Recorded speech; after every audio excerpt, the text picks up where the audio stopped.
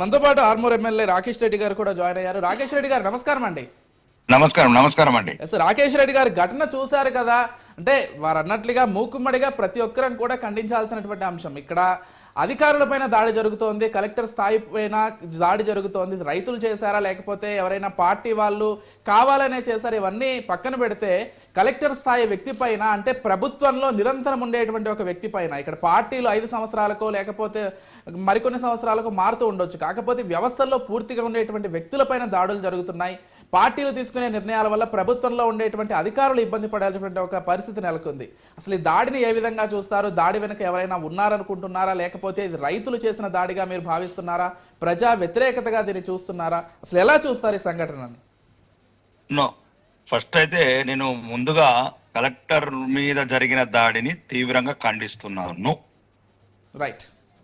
First ప్రభుత్వ అధికారులను కానీ కలెక్టర్ గారిని కానీ ఆ రకంగా దాడిని ఎవ్వరు కూడా చేయకూడదు, చట్టాన్ని చేతిలోకి తీసుకోకూడదు. చాలా వేదికలున్నాయి, ప్రతిపక్షం ఉన్నాము, అన్ని రకాల సమస్యలు మేము పోరాడుతాము ప్రభుత్వం మీద. కానీ అక్కడ ఏంటంటే నేను ఇప్పుడు సోదరుడు అన్నట్లు టిఆర్ఎస్ కుండలు ఉంటే కొంతమంది ఉండొచ్చు, కానీ లంబాడి బిడ్డలు, గిరిజన బిడ్డలు అంటే అంటే కావాలంటే మనం ఏదైనా పెద్ద ఇంటర్నేషనల్ సంస్థను పిలిపిద్దాం. 90% అమాయకులు ఉన్నారు, రైతులు ఉన్నారు, వాళ్ళ గోస తరతరాలుగా 2 ఎకరాలతో బంధము, ఆ పేగు బంధం ఎట్టున్న భూమి మీద బంధం పెట్టుకున్న పేదలే ఆ రకంగా ఉద్రేకపూరితమైనరు. అంటే వ్యవస్థ కూడా ఇప్పుడున్న ప్రభుత్వము అల్లుడి కోసము గిల్లుడు అన్న గురించో క్లస్టర్స్ కాకుండా ప్రజలకు ఇష్టం లేనప్పుడు వదిలేద్దాం.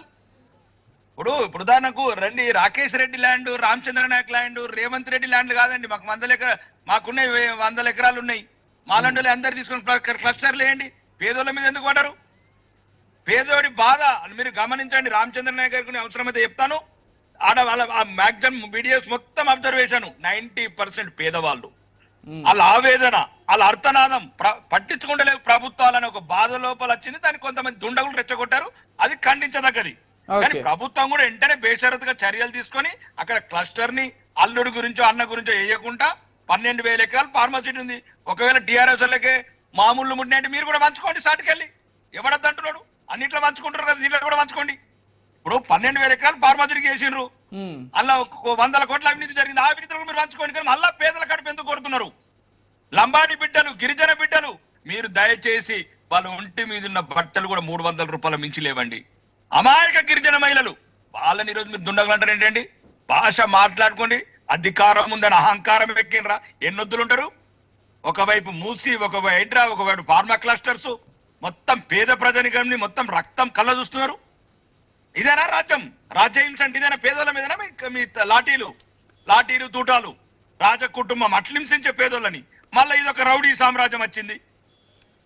పేదలు మీరు దయచేసి ఒక్కటి మాత్రం చెప్తున్నా, మీకు 12,000 ఎకరాల ఫార్మాసిటీ ఉంది. అవసరమైతే అప్పుడు తిన్న ఎవరైనా రాజులు, రాజ కుటుంబం వాళ్ళ అనుచరులు ఉంటే ఏదైనా వాటాలు పంచుకోండి. కానీ మళ్ళా పేద ప్రజల వైపు, వాళ్ళకున్న 1-2 ఎకరాల వైపు రాకండి. ఆక్రోశం అధికారులు కూడా చెప్తున్నా, దయచేసి కలెక్టర్ నేను బేషరతుగా చెప్తున్నా, కలెక్టర్ గారు ఒక ప్రజాప్రతినిధిగా మీరు ప్రజల ఆవేదనను కూడా గమనించండి. ఈ దుర్మార్గమైన రాజకీయ నాయకులు, 4 వద్దులు ఉండిపోయే రాజకీయ నాయకుల గురించి వాళ్ళు ఎట్లాంటి ఒత్తిడి తెచ్చినా మీరు దయచేసి ఇట్లాంటి పనులు చేయకండి, అట్లాంటి ప్రాంతాలకు వెళ్ళకండి. మీరు అక్కడ ల్యాండ్ ఆర్డర్ ప్రాబ్లమ్స్ ముందే చెప్పండి. సార్, ప్రజా ఆవేదన, పేదవాళ్ళు, మన ల్యాండ్ అక్విజిషన్ చట్టం ఉంది. ఒక నిమిషం ఆగండి. ల్యాండ్ అక్విజిషన్ చట్టాన్ని పేదవాళ్ళ మీద ఉపయోగించకూడదని నిరభ్యంతరంగా చెప్పండి. ఎవడండి ముఖ్యమంత్రి, ఎవరండి మంత్రులు?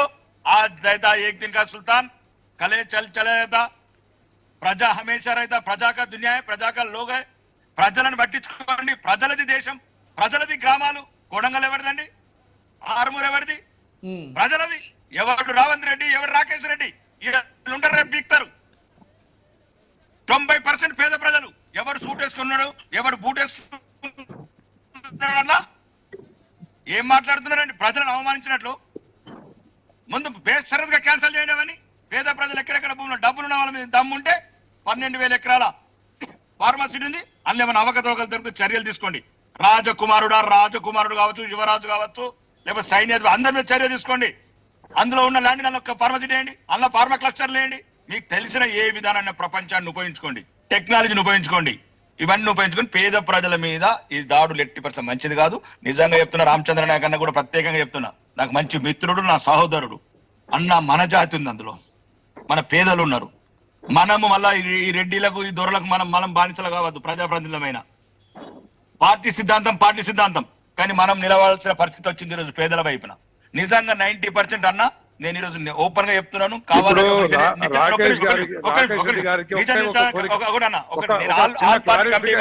ఆల్ పార్టీ కమిటీ ఏమంటున్నా, ఆల్ పార్టీ కమిటీ వేయండి, కొద్దిగా ఇంటలెక్చువల్స్ కమిటీ వేయండి, అందరం కలిసి ఎవరైతే నిన్న దాడిలో పాల్గొన్నది, ఒకవేళ నేను ఒప్పుకుంటున్నాను దాంట్లో కొందరు ప్రేరేపించారు, రెచ్చగొట్టారు అమాయక ప్రజల్ని, కానీ 90% కడుపు కాలిన ప్రజలు, పేద ప్రజలు, తరతరాలుగా భూమితో బంధం ఏర్పరిచిన ప్రజలు ఉన్నారు.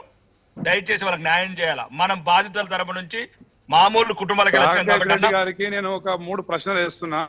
అడగండి.